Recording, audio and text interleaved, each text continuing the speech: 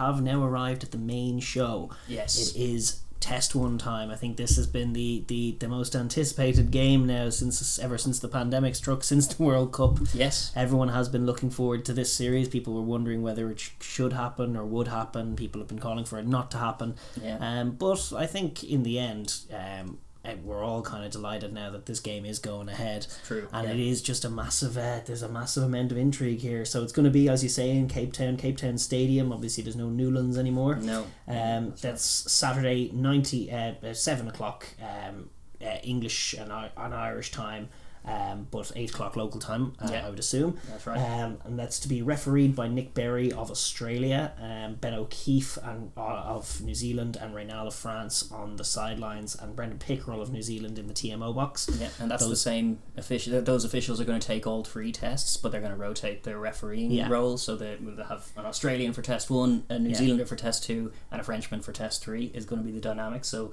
we are with the Australian, Nick Berry is the man with the whistle for Test 1, and it's going to be interesting that way. I know Gatland was having a meeting with the officials, all the officials, for in advance of the test. I think that was on Thursday, or sorry, I think it was actually Wednesday that he was going to be meeting with them, but to discuss, because they've obviously had a bit more kind of localised refs by necessity because COVID. They had a few Safas reffing games. They had Wayne Barnes, so they just wanted to discuss kind of whether there would be, I guess, continuity of decision making from those kind of showings to what to expect in the test series. So there's just some clarity on that. It is a factor. It is obviously important if you can get an edge, but also just get an inkling into what the ref wants. So clear communication from all the refs is really what we're hoping for as fans. Just if both teams can get on the same page with the refs, then we can just have clean games and not be worried about the man with the whistle. And that's the hope. But he is always a factor. Yeah. And so this is the one, isn't it? Can the Springboks take this first test? There is a bit of, there is a dynamic where, the Lions at the end of a long season, often it's said that winning the first test is crucial in these tours. Mm-hmm. That very often if you don't win the first test, winning 2 in a row at the back end of a season against a gelling home side is too tough a task. And likewise for the Springboks, I think a great opportunity to put the Lions under massive pressure. For some reason, I think that if the Springboks lose the first test, they're probably in better stead overall. For some reason, I just think that maybe that's nonsense. I definitely think it's a huge advantage the team that wins, obviously massively so as far as taking home the series. But it feels like a loss in this first test would be a rough one. Well, it would be rough for both. But you're saying that the Springboks are better prepared to cope with a loss in test. Well, one. I just think I believe historically that's true. I think there is precedent for that. Yeah, obviously they drew the series in New Zealand, having lost Test 1, but that was kind of an exceptional one as well. But there's definitely you want to be getting off to a winning start, and there's truth to that end of season stuff as well. You see that in summer tours in general, but all of these Lions are at the tail end of what have been quite long seasons for them as well. So by the time Test 3 rolls around, that could be very, very taxing, and there'll definitely be physical hits in every one of these tests, so you expect a few men to go down, and it's gonna, all of those kind of miles on weary legs will tell eventually. But the Lions will hope to start quickly. They will. I mean, the dynamics of the game we'll get into momentarily. It is to be a fascinating encounter for sure on the field, especially in the wake of that South Africa A game. But we do have the squads to dig into. We have both teams. Nienaber was first to name his squad. He named his on Tuesday, got out ahead of it, and there were some surprises in it, I must say. We can go through it now. The front row he named was really the main surprise for me. He went with Oxenche, Bongi Mbonambi and Trevor Nyakanye, who are all very fine players and are very capable players, particularly in the loose, and at times at set piece. So like Bongi Mbonambi can be very solid, and then at times his throw can go. Mm-hmm. But in the main, my concern would be about the two props, and as far as their scrummaging acumen. But I know Nyakanye has been good, but he lost his battle with the Georgians and lost his battle in the South Africa A game against Wyn Jones. He's 0-2 for the season of Test rugby that he's in at tight head. It's true, and he gets another go of it. He's keeping Malherbe, keeping the what we would argue perhaps the front row or the main front row on the bench for Test 1. There's definitely a tactical element to it as well. As it is a 3-test series, you're going to want these guys available for all 3, and you can deploy them differently. But it's definitely an area that we didn't expect. It's just as well that we have the teams because it's Oxenche and Trevor Nyakanye. I wouldn't have thought. I thought Trevor's time would have been done after that South Africa A Lions game, especially when you consider the likes of Wilco Lowe, Vincent Koch, Thomas du Toit not involved in the matchday squad. A lot of faith being put in Trevor Nyakanya, but they might see something that hopefully they can deliver on. In the second rows, no surprises. The usual locks: Evan Etzebeth and Franco Mostert. And then in the back row, Khaleesi's back, captain of the team. Yeah, that is something of a surprise, because there was a bit of news broke, a half break that Am was going to take it because he was still COVIDed. That came out on Wednesday, I think, but it turned out to be no, because then they released the team shortly thereafter. Put water on all that. No, indeed, Khaleesi's back. I kind of did expect him to be back. Peter Steff at 7 is just a stalwart. Yeah. Don't expect him to feature a lock at all. Expect him to be constantly there in that 7 jersey, being on pivotal on both attack and defence. Because they have Lou Diager back on the bench as well, so no need for him to switch from his role at 7. Not at all. A bit of a surprise at number 8. They've gone with Quagga Smith, who they'd selected against Georgia. He's been spending some time in Japan, in fact. Very dynamic, quick number 8, as opposed to Visa, who hadn't done a damn thing wrong. He was being excellent. He was doing an excellent impression of Dwayne Vermeulen on the pitch. He just wasn't quite Dwayne Vermeulen, but they've gone with speed instead from number 8, which is an interesting one. There's a 7-year 13 centimetre 22 kilogram and 47 cap difference between the two, which was quite a harsh string of stats. I think there's more to Quagg is a very different kind of player than Dwayne, but it gives them something else, a different option from number 8. It'll be interesting to see how they gel, though, that whole back row back in tandem. 100%. It's a slightly new combination, so there's definitely intrigue there for sure. Faf de Klerk still at 9, but Pollard comes back in at 10, much to the relief of South African fans everywhere. They haven't found a suitable backup. No, they haven't yet. There were a few experiments. Mornay experiment I don't think was a success, given that Elton's now back on the bench. So they're still up in the air. Pollard is their guy, but he's available for Test 1, which is the good news for the Springbok fans. Massive news for the Springboks. Definitely changes, just adds a whole element to their game that they didn't even have in the A game that they won. Dale Indy and Am, always stalwarts in the centre, and they've gone with that World Cup winning back 3 of Makazole Mapimpi, Cheslin Colby and Villy LaRue. No room for Fassi despite form, no room for Nkosi despite form, and interestingly they have gone with the 3 backs on the bench. They've abandoned their 6-2 split. They got Herschel, Elton and Willemse. Apparently there are some concerns over Mapimpi potentially and Pollard potentially, so they just don't want to take any risks, which definitely is a factor. It is, and what it means, they're not only are they without big Dwayne Vermeulen and are therefore X amount of kgs lighter in the back row, they don't quite have their indomitable bomb squad of 6-2 split, which might be the thought behind having that explosive front row unit to bring on, because against Georgia that worked a treat. Georgia. That was the last time we saw them, and it worked a treat. It ended the game. It was already creeping towards over, but that was a cruel hammer blow to deliver. Was those 3 boys coming in at 60 minutes. Phenomenal players, each and every one of them. So that definitely is impact, and Lou Diager's impact as well. And Elstad makes up the rest of those subs. As far as the Lions as well came in with more shocks. Like, it was a good thing we didn't win this one, as I was saying, because we could have been spitballing all kinds of teams. But the team that we've landed on was Wyn Jones getting the number 1 jersey, with Cowen-Dickie and Furlong making up the front row. Very colourful front row. We have Wales, England, Ireland. Itoje and Alan Wyn Jones, captain, make up the second row, with Courtney Laws at 6 as well, getting the nod there. Curry and Conan make up the rest of the back row there as well. Very, very strong mobile pack, and some impact on the bench. You have Hamish Watson and Tyg Byrne on the bench, as well as at the front row union you have Sinclair, Ken Owens and Rory Sutherland as well covering. It's interesting, isn't it? That's like it was a shock to me to see Jamie George not involved. I really rate the explosivity of his carry game and his offloading. Exactly. I like him to mix that up. There's parts of this that I like more than others. Felt like Tyg Byrne was worthy of a start. I just thought his ranginess, his capacity to throw tip-on passes and wide passes, I think extremely helpful. I think this speed and subtlety of movement is what undoes the Bok defense, as opposed to physicality. But they've gone with very meaty set of forwards. What I would say is that there's no clangers. Like Cowen-Dickie, you could argue maybe in areas needs to patch up his game, like his tackle technique where he comes flying down people's ankles. Spear tackle. He gave one penalty away in the South Africa A game for that, and he did the exact same thing in that great performance in the Stormers. It just wasn't called in that instance. But it's a very noticeable thing that could come up. But he's been brilliant at the breakdown, brilliant in all kinds of areas. And unsurprising to see him come in. Nothing wrong with Ken Owens. So while there's not really concern in that position, even though there is surprise around the absence of Jamie George. And likewise, even in the back row, like Courtney Laws is an interesting call, but he's not he's still a world class player who on his day can be relentlessly physical and not let you down and make a load of tackles.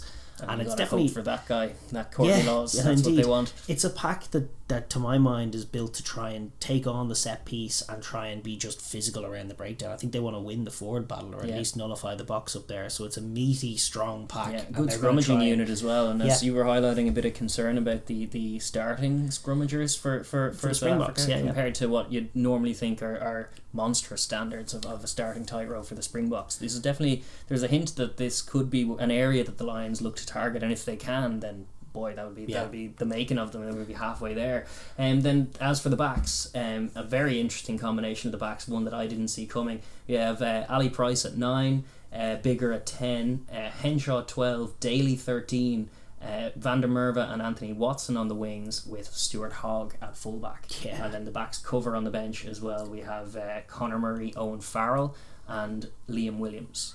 No room for the Welsh Flyers on either wing. Seems crazy. Yeah, well, it is and it isn't. I would There's say a lot of quality. I would say the same point in regards to the wingers, especially, is like what you really want from your winger is to be lethal in space. And to be fair, I think Doohan, Anthony Watson, and the two Welsh lads all are. Yeah. So I don't think there's an error there. Personally, I like just going with the guys who are in red hot form. I would have gone with Young, Reece Sammet, and Josh Adams. But I definitely think it's much of a muchness. Like Watson, ball hasn't fallen for him too much, but I remember in the one game he did play, he had just a couple of moments where he just exploded away. He was still very, very quick, and Doohan can't stop scoring himself, so I think you have to give credit where it's due there as well.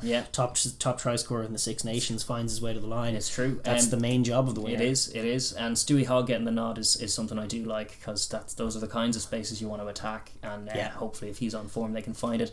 Elliot Daly Henshaw was a combination I didn't see coming. I think it's gives them a kicking option at 13 for sure, but I just fear for Daly up against Dam, to be honest. I'd be very fearful in the physicality and just in the contact area. Yeah, they're going to want to get him in space. Daly's an interesting one for me, is that like he's had his issues. He's had games where you think he's not great, but he's also had moments of absolute brilliance. True. Even like in his own end zone, some of his scramble plays have been fantastic. He's got a phenomenal kicking game, but he's got excellent footwork and huge ability. I don't think it's a situation like one with Matt Tamua, say, in Australia, where we're giving out about a selection because we think that there's going to be a real weakness there, and like if Tamua has to throw the skip pass to put a guy in, it might go forward or it's not going to stick. Like Elliot Daly's in a crucial pivot position, but I think if he's put in space, he'll execute. I don't think there'll be a problem with that. I think he'll find them if he has to execute a 3-on-2, he'll stick his man and give a good pass. They are all real quality. I definitely think the centre balance is interesting. They've shifted Henshaw one in from the ideal 13 channel, probably with a mind to how that game went against the South Africa A team, where a lot of what took place happened inside it. And really I think they want to get Henshaw involved on a defensive end on the inside, being physical, being on top of the box, stopping them from behind the gain line, getting some of that aggressive tackling going from the inside of the centre position, and just not allowing any of those sort of Delindy sit down plays to take place, as might have been a Bok plan if the likes of Farrell had been selected. And Farrell does occupy a spot on the bench as well, coming in. Him and Conor Murray off the bench has potential impact. I think that I see that more as a game closey outy kind of, as opposed to a get back from 14-point deficit kind of change. It is what I didn't want going into the tour. I did say that. I was like, no, I wanted, Marcus Smith. No, it was Finn Russell, Finn Russell, and he's obviously out. But I was saying, like, you shouldn't go with Bigger and then Farrell. You shouldn't go with both of them. they're like for like. I think you need to have that change of play if option. Bigger's not working, I don't think Farrell will change too much from what he's doing, whereas Marcus Smith might. Yeah, I would have gone with Marcus Smith. I would have just I would have just punted on it. Yeah. Now I don't know. It's very Hail Mary, but it's probably a precaution for if Bigger goes down, you want Farrell to come on. If Bigger picks up a knock early doors, you want Farrell to come on and not Smith, because you think Farrell might have the experience. It is a huge ask throwing a kid out against the best defence in the world. A defence the like of which he'll have never seen, having never played true Test rugby. Yeah, it's all true. So that's all true. That probably is the reason he's not involved. I just think it's a shame that we don't have that sort of game-breaking potential impact of Finn Russell. Just to you do have Liam Williams on the bench, which is useful impact as well into a game. But it's definitely interesting. Price getting the nod at scrum half was interesting as well, because I actually thought he did inject great tempo, which in the like of which we can't achieve with Murray. So in that sense, I did like it. I thought he was all kinds of loose against the Stormers, even though he was getting loads of credit for it. I thought like the majority of his plays were pretty poor, and then when Gareth Davis came on, I thought they were improved greatly, and some of the scores they got there. So I'm worried a little bit about the halfback, especially. Yeah, he was very good. He was very good for the tries, Ali Price. Yes. He was good. He was good picking off the base. He's always good like after a line break. Mm-hmm. If you can make a play after a line break, Ali Price will dial into the attack, get his hands on the ball quickly, and like I'm thinking back to that Scotland game against Wales where he put in that delicious little chip over the top for a try. Mm-hmm. Like he does have all those skill sets, and he does get very dialed into offensive play. But like he's one of those guys who, you know, it takes him getting dialed in to execute class plays, and then sometimes he's dialed out, and then he's loose, and then he's not quite there. And that Bok defense does just change everything from a scrum half's point of view. You have to be so sharp, otherwise you're going to get eaten alive. And the scrum half stocks, it was always going to be a difficult call. I personally probably would have gone with Gareth Davis. I think he's got the cleanest, quickest pass of the three of them, and I would rate that. Yeah. But I don't think you can overlook either that the one start that he had, he didn't do that great.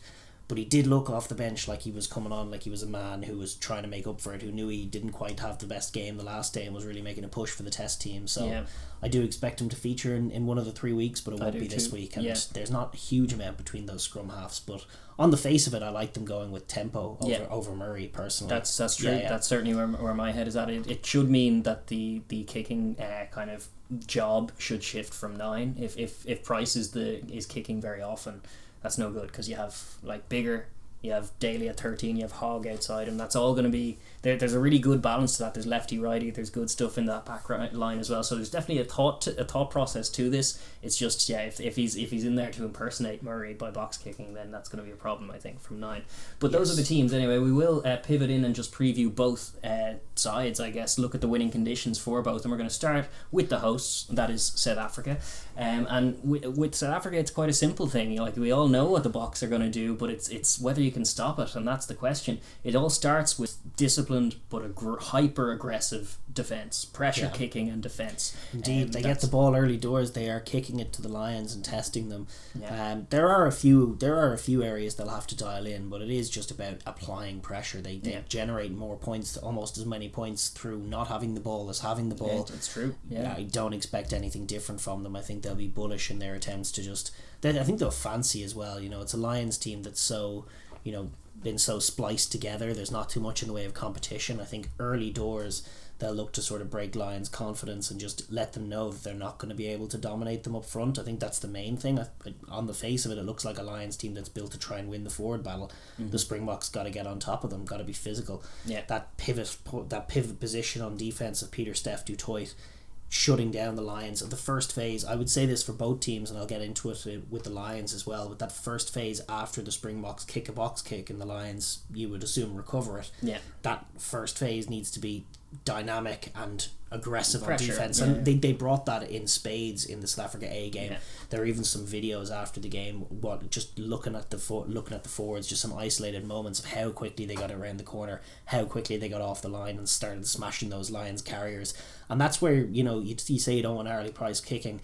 If you're the Boks, you can kind of force that onto them. You can force either Bigger to sit way deep in the pocket or Ali Price to have to kick from the base. If you can just come up in a line, smash your first tackle, maintain your discipline obviously, but then come flying up, shut down the outside and force the Lions, if they have to make one tight carry in the first phase after a box kick, chances are they're going to kick it back, and that's where the Boks go to work. That's true. That's what gets them dialed in. That's their model. Oops, excuse us.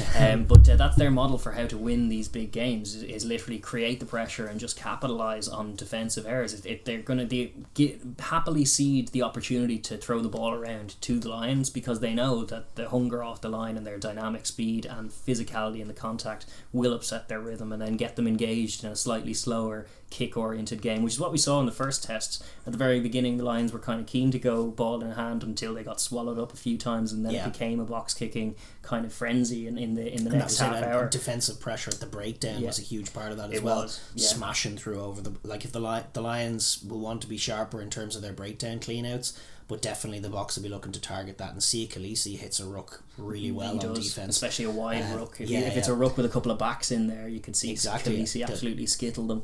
I expect them to start tigerishly on defence and just let the Lions know that they're not getting anything off, that they're a bit too clunky. Pressure Ali Price, force the slow play, get on top of the breakdown, make it a mess, and force the pace of the game down, and then the Lions are kicking it, and that's mission A done.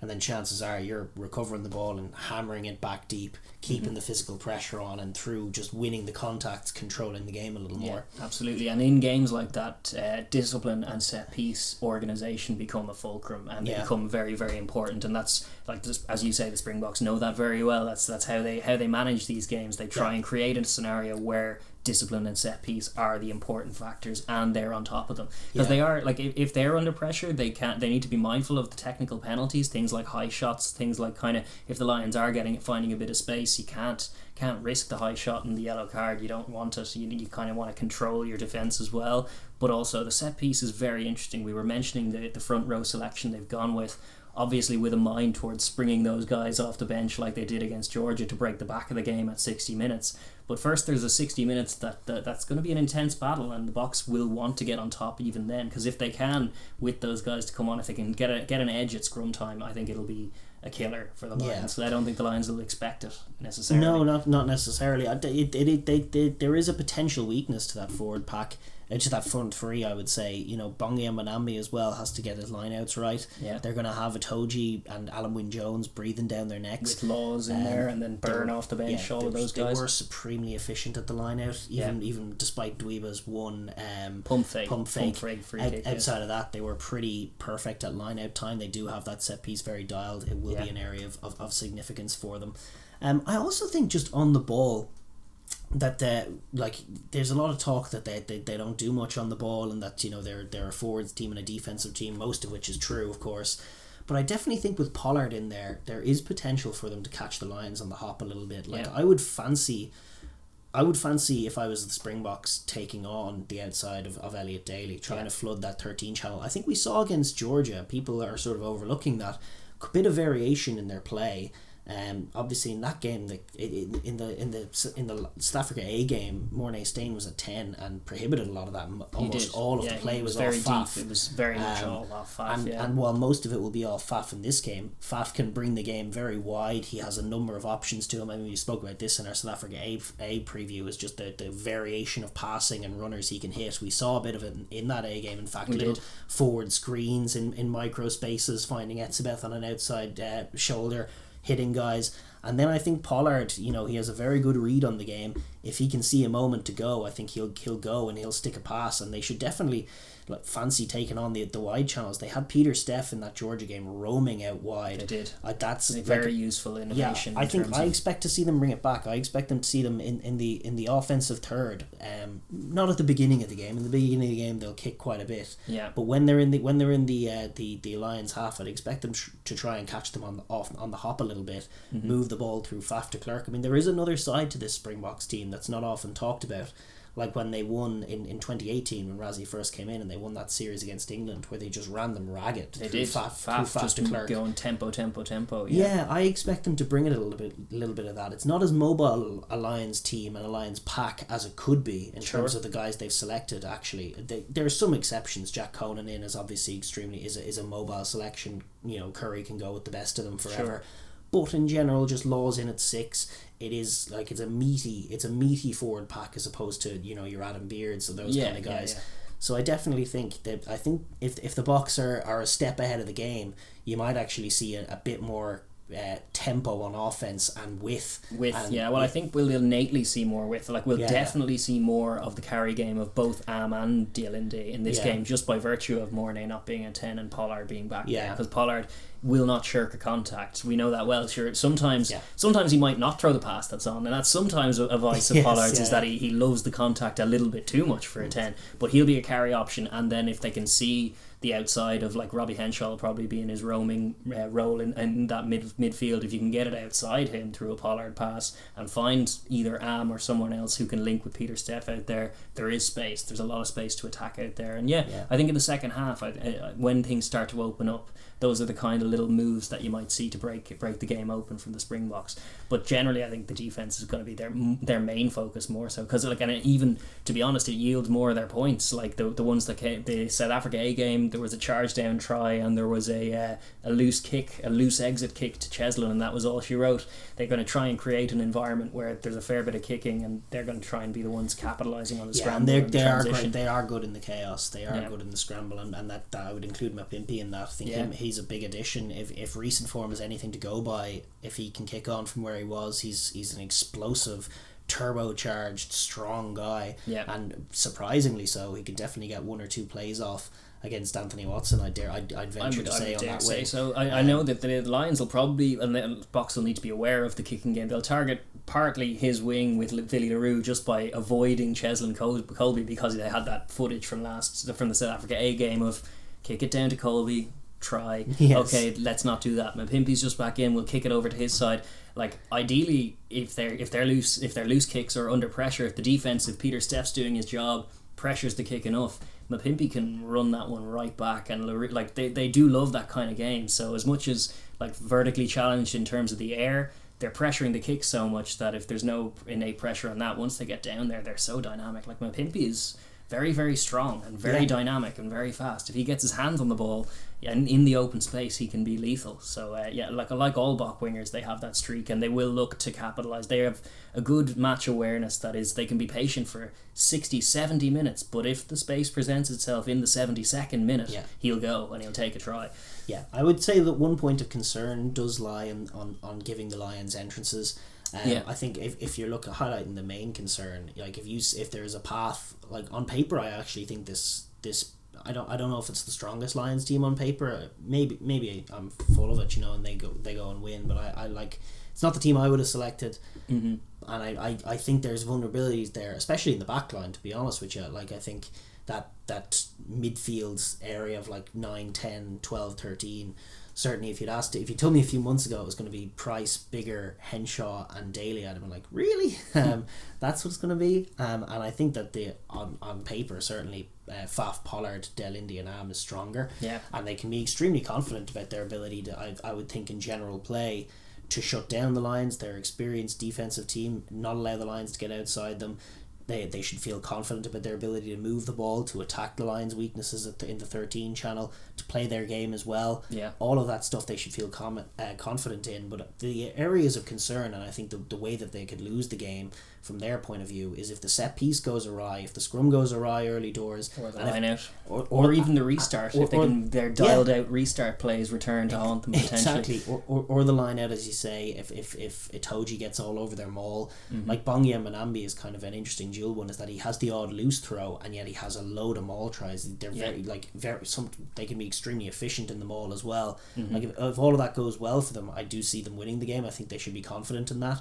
But if the Lions get on top of them with the scrum, if the line-out becomes a mess, and then if the Springboks lose their discipline, start jumping offside, the defence, while great, needs to be very mindful of the offside line. I'm sure that Nick Berry's going to be watching it like a hawk. Yeah. And then you can see also just the keeping of the feet. Yeah. And like the Springbok teams can let penalties cascade when momentum goes against them, and Australian refs can let you get in their bad books as well. Yeah, like and if the Lions are constantly on offense, you could see in the first game, in the South Africa A game, again, the Lions got a lot of stick for the constant tap and goes that ultimately didn't yield a try pre-halftime. But actually that whole sequence where they wrestled the momentum of the game from the Springboks truly, by just doing those pick and jams and waiting for the offside, it'll be a real test of the Boks to if they end up in that situation, to try and repel them without conceding cards and penalties, because that's a killer.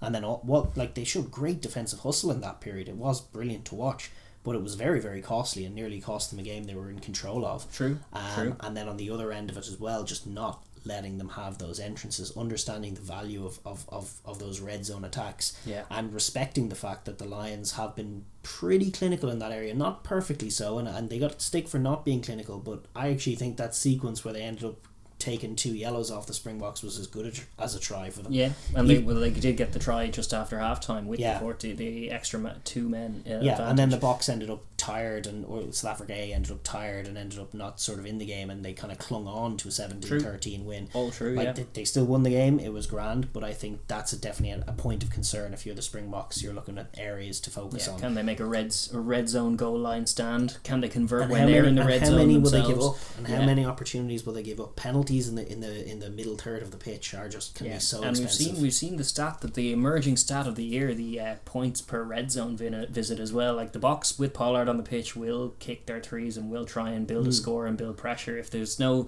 immediate score on, they're happy to kick 3 and exit again and defend again, because it's a simple game plan, as you say. It's just it's easy enough to write down on paper, more so than the Lions. The Lions is a bit more scatterbrained because you can play a million different ways. The Boks have an identity of physicality, of marauding defence. But as you were highlighting, there are a few developments on that game as well. There are a few more subtleties to their offence now. They're obviously world champions and it's 2 years later. But it's there's been growth and evolution some of that in was team. Parked, some of that was parked. They didn't fully show their hand in that first A game. They didn't show much on offence, but they do have an offence. And they've got their main first choice 10 back in there. And Robbie Henshaw, instead of being picked at 13 to shut down the outside, as we talked about, he was picked on the inside to try and be physical on the basis of that game, just getting Dell into space. Makes getting outside him pivotal. If you're the Springboks outside, if Henshaw is not involved in the play, if he's inside where the ball is, you're halfway to a try already. The open space out there, and you just have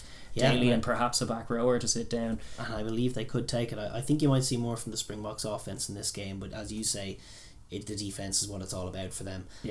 So that's sort of the summary of what the Springboks are all about and what they're hoping to bring.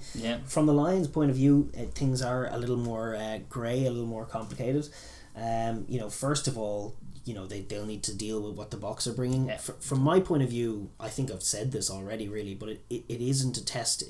It's kind of a schizophrenic team almost. Is that it looks in the main to be a team that's about the kicking game, the physicality, the set piece. Let's win in those areas if we can. Let's try and disrupt the line out, use our Toji and our Alan Wynne-Jones to do that, have clean, precise ball ourselves, have the physicality to carry and maul with these Springboks. Varied options to kick and exit. We have Daly's left peg, we have Bigger's right peg, we have all of this stuff. Exactly. And Wynne-Jones at the scrum as well. So you would think on paper that it's a team that is about, take as Wales tried to do in that semi-final, kicking most of the ball, taking the game to the Boks up front and trying to grind out a tight one where neither offense is on top. And in the main that's true, but there's a couple of selections that would encourage you. I think Conan coming in at 8 is definitely a great addition. I'd like to see him getting wide, and I think Ali Price, to be fair, that's a call that doesn't reflect that game plan. It's a call that reflects speed. I mentioned in the Bok preview that I think one of the key phases in the game is what happens when, after the Springboks kick from the base, what happens the first phase after. I think it's so telling about how the Lions are going to play. It's not necessarily about razzle dazzle, we're going to throw it and end up in Am's face the whole time. It's just about sitting down that Bok defense and not allowing it to oppress you. And what happens a lot of the time is that when teams are slow on the fold after they catch a box kick, you get eaten alive. You see it in all kinds of levels of the game, but especially if Ali Price is just slow getting back, if everything's slow and there's a forward hit up set up, then chances are the Boks come out, they win that contact, everything's slow, everything's more difficult. If the Lions can play with just a little more speed and get what I would hope to see is like a 2-pass play, not involving the 10, but a 2-pass play involving forwards, and really trying to target the pivot position that Peter Steff brings to that defense, where he's on the edge, he's got a rake load of forwards inside him, and then he's coming up and trying to oppress the Lions. He sets that vicious line speed from the inside himself. He does, but it's extraordinarily narrow. And so the Lions need to have confidence in themselves from phase 1 to stand in a wider position in pod, stand wider and deeper, trust Ali Price to get there quickly and to fire it wide, then make your calculation on where Peter Steff is. Do you need a tip-on pass? But somebody should ideally be running like a sit-down line on the outside shoulder of Peter Steff du Toit, and he needs to be found with from 2 passes or 1, and then he needs to just be charging at Peter Steff's outside shoulder, eat a tackle in there, and then the next phase, very, very quick around the corner, and all of a sudden that oppressive Bok defence with everyone inside, Peter Steff and everyone inside him, that ends up being nullified, and then all of a sudden you can work some space. And that's not to say that Am isn't going to shut things down outside you and you don't need to throw a mad skip pass. It could just be enough space for Bigger to get a good kick-off, or Hogg to get a long spiral down the pitch as he dialed in so well. Just in the Six kicking Nations. on your terms. If you're like, if there's nothing wrong with employing a kicking game, if that's all that's on. Winning the kicking game isn't done from the base of the ruck if you're the Lions, in my view, because that is where the Boks eat. They just love it. They get dialed in. If the Boks can sit you down and get you inside Peter Steff off that box kick recovery, everything slows down and everything becomes inevitable. You know, the whole sequence of the play is just dead. Whereas if you can get outside of him, I think Wales demonstrated it really well in a moment against Argentina in a game that they were hockeyed. Because the Argentina team was more physical and their defence was great. But in one glorious moment, there was a wide pass. If you can watch this try, if you have the means to get the highlights in, because it's exactly what I want the Lions to do. There was a wide pass from the base of the ruck from Thomas Williams off his left that skipped a couple of forwards and found Leon Brown, the tight head, who was well wide of the ruck, near enough where the 10 would usually be in a standard setup. And then there was a Puma, because their defence is great, running a very similar line. It might have been Kramer or someone coming in to smash Leon Brown, and he just caught it, tipped it on to a player who was running basically from the centre channel. I can't even remember who exactly it was, but he came charging in at a cutting angle on the outside shoulder of the blitzing Puma, and he didn't break the line or anything, but he just went storming into that gap, had 2 or 3 Pumas converge on him, and then in the next phase, one of the only phases in the whole game, if not the only phase, Wales actually had a bit of room and were able to show what they can do. They were on a nice screen, got to the edge and scored a try. Indeed, you got to earn that right. That's it, but that's there against top defences. That's there. It's not an unbeatable defence, and the next evolution of the game, in fact, is the breaking of this defence. It is, and I think it centres around speed, width, but also just getting outside the pivot point of Peter Steff, outside Peter Steff, inside Lukhanyo Am, sitting down the Bok defence, and then the next phase, when they're sat down, moving the ball, you'll have a bit more space to work with to try and attack. And the Boks do leave space out there. So if you're accurate enough, if Bigger can get the ball dropped onto his toe and find out the likes of Watson in space, there are tries there for the Lions. Tries. But even just if they want to win the kicking battle, you want to get your elite kickers on the ball in a bit of space. Bigger, Hogg's spiral game is glorious. Elliot Daly, all of those very guys. Very educated boots, for sure. They need to be the guys kicking the ball, as you say. It doesn't need to be. It doesn't need to be priced from the base of the ruck. No, and if it is, if his base of the ruck box kicks, of which there will, of course, be some. There'll be a lot of kicking. Like, you can't break the Boks defense down every time because it is formidable. But if he's outnumbering all of these other guys collectively, like for box kicks, if they're kicking 10 from the base and only 3 from the field out wide, they're probably not in the right kind of game for their chances. You know, like, as much as they will fancy whatever game, like they will play and fancy their chances in any kind of pace of game. They feel they can play high tempo, they can play physical, slow stuff, but it's just about being savvy. Like, you don't want to take the Boks on in their wheelhouse. You want to move them around a bit, and you want to try and, as you say, earn that right to attack the space out wide, because you do have distributing players and really fast, lethal wingers that you do want to find the pill. The Lions have never looked better in this series than when outside backs were linking with loose forwards, all getting good hands going. We've seen Alan Wynne-Jones bring that game. You've seen Curry be effective out wide. You've seen Cohen be effective absolutely. out wide. Even Laws in one of those earlier games was getting his big arms through tackles and getting offloads away. Like, as much as those games were a training run, they need to, like, what is the value of going through some of those warm-up games throwing a million offloads if you're not going to throw them in a match? Like, I would love to see the forward link plays become a real factor, and speed and width from the base becoming a real factor. And as much as the Boks, like, there's another angle to this, which is that they did try and play with a bit of innovation at the start of that A game and got eaten alive at the breakdown. Like, there's a couple of guys, Tyke Furlong is one for me, like, usually a massive carrier, and that's a huge part of his game. he can still carry and he can still be involved in those plays, and at times he can break a line, but I think his main job in this team is clearing the breakdown. Yeah. And there's a few guys who are going to have to be designators, doers of that in the Curry offensive out wide game. will be doing a fair bit of that as well. I think it'll be a massive focus just because of how dominant the South Africa A side were in that first 20 minutes. They couldn't win a breakdown at all, and it affected everything. It affected Murray. Yeah, exactly, and that's what you need to what you need to have when you get to the edge. Like it's the added point to what I was saying there is once you get to the outside of Peter Steff, you can't afford to let Khaleesi over the ball. It needs to be telegraphed such that the guy who's hitting that hard line who gets the ball has Tadhg Furlong coming either from the inside or the outside to clear that breakdown, and Tadhg Furlong's remarkably efficient at that. He's brilliant at just being like you just need one man where you normally need two. True. He just comes in and clears the whole area. He has a lot of weight and he throws it around pretty technically. And there's a few other guys like Cowen-Dickie I would want in that role. Wyn Jones obviously does a lot of carrying and tip-ons, and that's a fine role for him,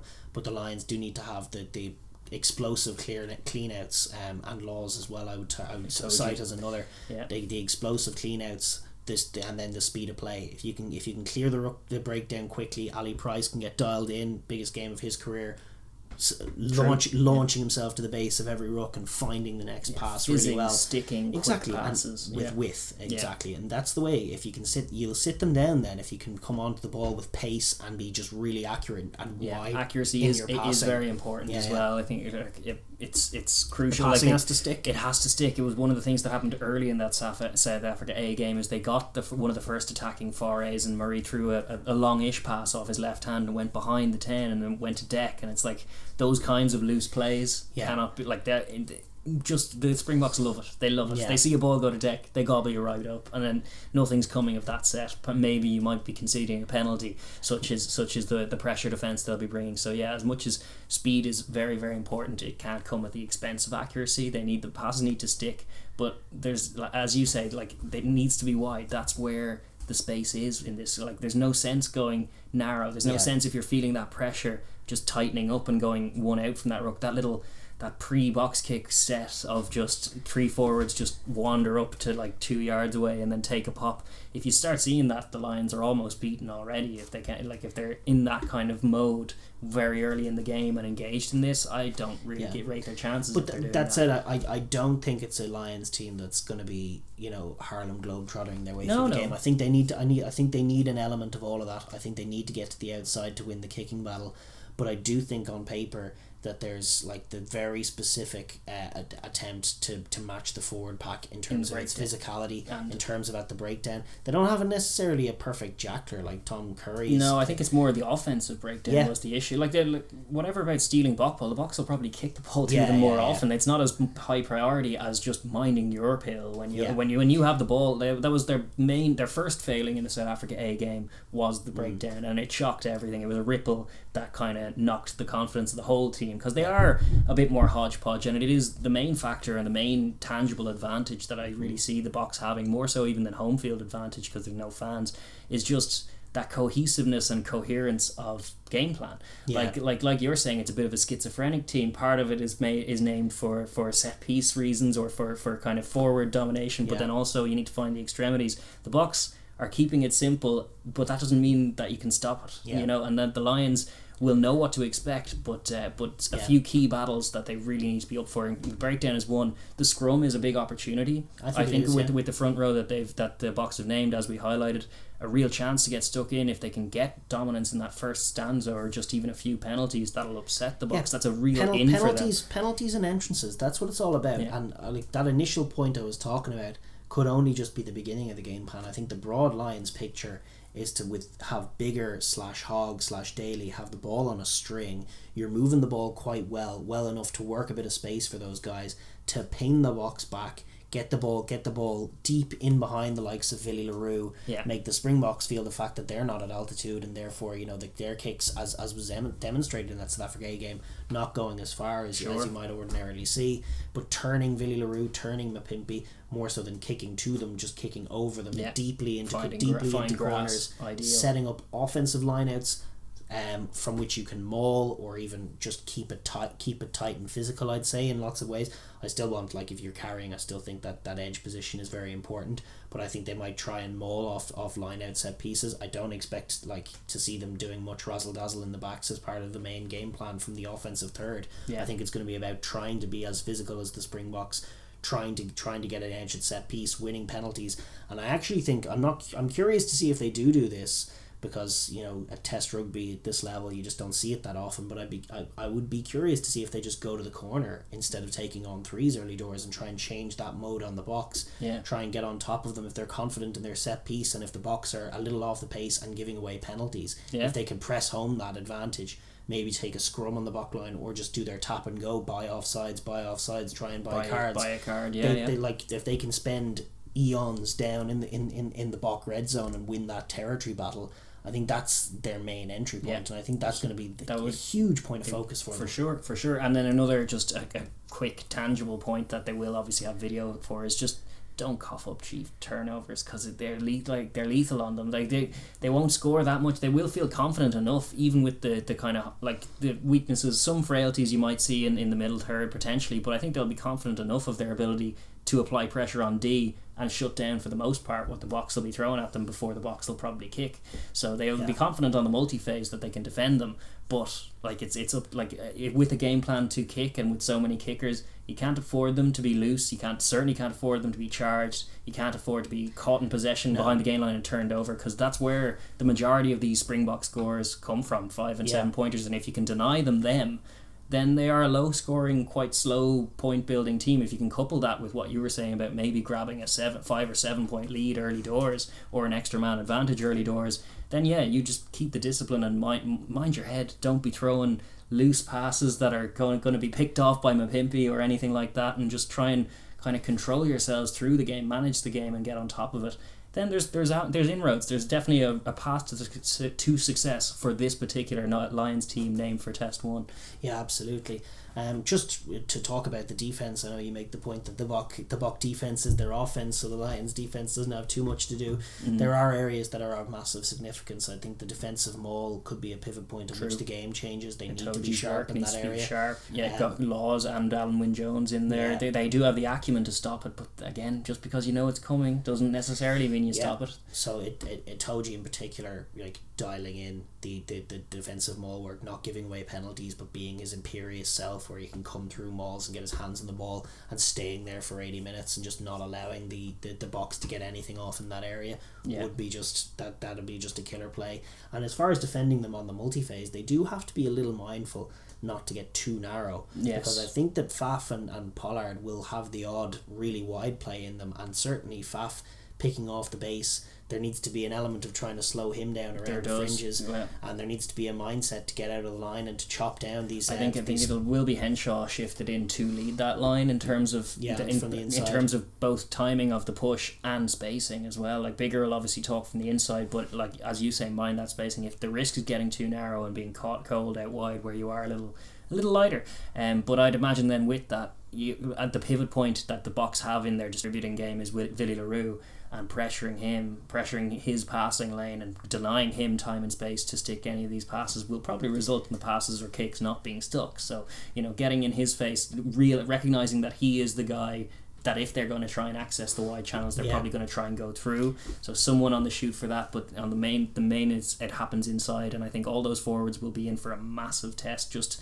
the physical activity of tackling Springboks, of which there will be plenty of opportunity. It needs to be chop him low and get over the ball. I'd love to see Cowen-Dickie. He's been selected here over George, over Ken Owens. Does he have the capacity, as good as he was against the Stormers, to really be an absolute nightmare at that breakdown? Because they don't have an out and out poacher in the back row. I know Curry can do it, but Conan and Laws are not poachers at all. It's Cowen-Dickie really, and sometimes Wynne-Jones can get his hands in there and with the odd steal, but if they can get their hands in big moments and just not allow the Boks to get on top of them when they don't have the ball, I would fancy the Lions do that. They're nice and physical, the defensive tackling of the likes of Itoje, but obviously they cannot be outmatched. As England if they start to get steamrolled, that's the concern. Like Curry, you mentioned, like the last time he played the Boks was one of the worst showings I've seen from him in an England shirt, possibly the worst. Like he's been brilliant and he's there on form and he's in great form, but in that World Cup final, he was one of the ones who was just bullied and completely taken out of the game. Underhill outshone him in that particular game, so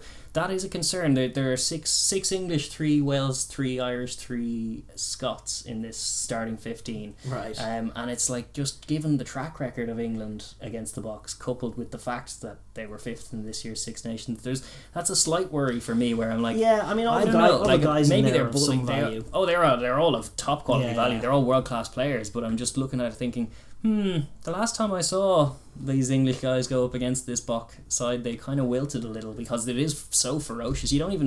It's just so tough to appreciate from where we're sitting. We're just fans looking, but it's just the sheer physicality of those guys on either side when they run into you or when you have to tackle them. It just wears on guys, really big physical guys that we watch in the Six Nations be domineering and dominant, and suddenly they're beaten up and bruised. So by they have to be smarter. They have to move it around them, find the right areas, stop them on defense, exploit their real discipline, and get on top of them at the set piece. They have to be the smarter, sharper team.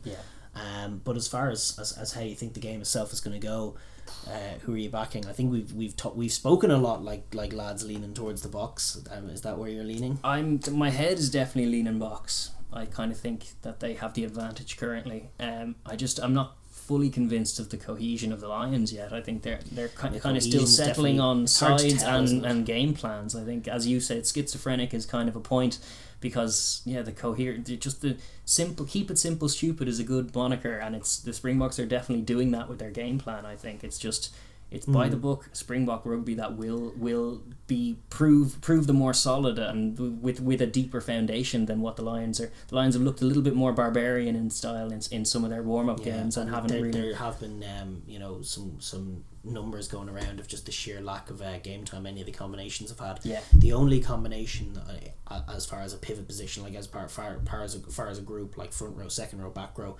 halfbacks, centres and back three, the only combination that actually started together already is Henshaw Daly, who started last week against the Stormers. Every other combination is brand new, so there is that factor to things. And in a massive sense, we're kind of going in blind, because the Lions have looked so kind of loose, and they've had such fun in those other games, but they haven't had a proper run out. So the question is, how much of this have they identified? What kind of decisions have they made as far as weighing the balance of trying to go wide versus the consequences of going wide and not getting it right? I don't know what they've come up with, these coaches. There's a lot of different ways to go. My suspicion is, if they try and play a Bok game with the slow kicking, they might come unstuck. But if they can get out to the outside, then the possibilities are endless. The possibilities are there for a Lions win. There's enough quality there, I think, for sure. I'd love to see Conan on the board in the wide channels. I'd love to see the dream. Just link play and stick and passes, and it all comes from those early phases around the base of a ruck. If you can just sit them down and move the ball into a bit of space, and then rely on a guy like Dan Biggar, who's so good under the high ball, who's so good at the kick chase, who's so good in so many areas. He's thrown passes through his legs and out the wazoo these days. He's got all the skills. If you can give him a bit of space to try and unlock the Bok defence that does offer space, platform with a quick scrum half, maybe he'll execute. Maybe he'll just put the ball on a dime every time and punish the Boks for being hyper aggressive and leaving a lot of space out there for lethal wingers to come and take. That's true. So there's chances there for the Lions, but I truly don't know how it goes. But I do take your point about the cohesion of the Springboks, and I'm probably leaning that way myself, but I don't quite know. Yeah, neither do I. I'll say for colour that the Lions do edge a classic with a kick at the death to make it a 2-point game. There's been a lot of 2-point games, so I'm going to say the Lions kick themselves to victory in the 81st minute. What kind of score are you seeing though? How do you see that game playing out? 21-20. A scrap. How many tries for the Lions in that one? The Lions have 2 tries. And who scores them, and how do they score them? Jeez. Conan in the wide channels. Okay, but are they that's my thing? Are they moving the ball around, or are they just trying to grind it out? No, I think them moving the ball around doesn't. It needs to facilitate it needs to facilitate the grinding of it out. If they just kick everything from the base of the ruck, I don't see them winning. So I hope that doesn't happen. Right. Yes, that's the hope. The hope is to see a good endeavour from the Lions and good tempo from the Lions, and if they can set their stall out and set the rhythm of the game. It makes for such as much as I'm not saying this because I'm biased, Stephen, I just think it would make for such a dynamic and interesting series if they could get one over on the Bok defence.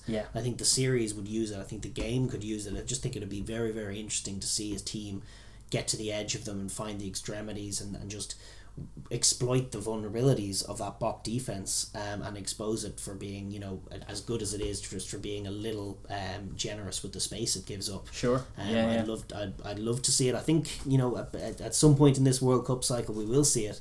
If it's not from the Lions, it'll likely be from the All Blacks.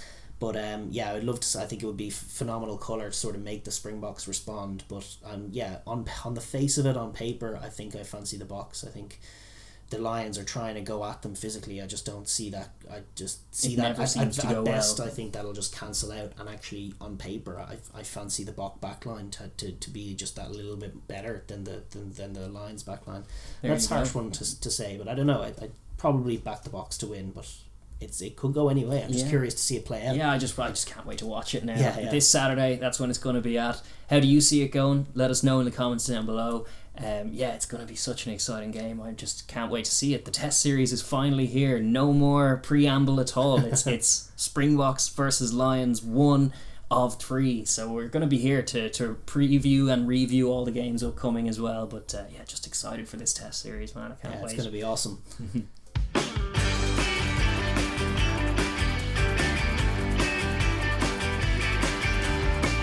Thank you for tuning in to the Overlap Rugby podcast. If you enjoyed what you hear, please like and subscribe, and leave a comment down below as well. We enjoy hearing your opinions too. Thank you.